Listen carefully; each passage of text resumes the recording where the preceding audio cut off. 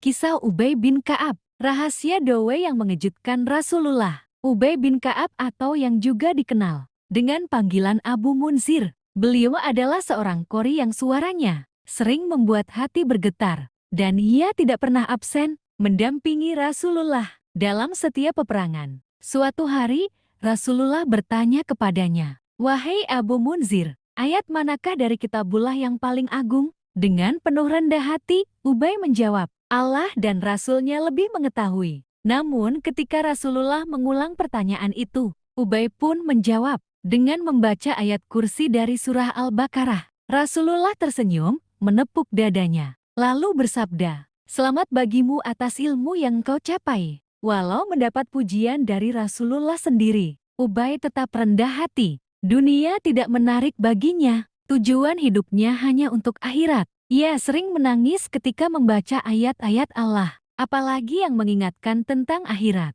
Air matanya adalah saksi cintanya kepada Al-Quran dan Tuhannya. Hingga suatu hari, Ubay mendengar sabda Rasulullah, "Tidaklah seorang mukmin ditimpa musibah, termasuk sakit, melainkan Allah akan menghapus dosa-dosanya." Sejak itu, Ubay berdoa dengan permintaan yang berbeda dari kebanyakan orang. "Ya Allah, aku memohon agar tubuhku selalu ditimpa sakit panas, hingga aku bertemu denganmu.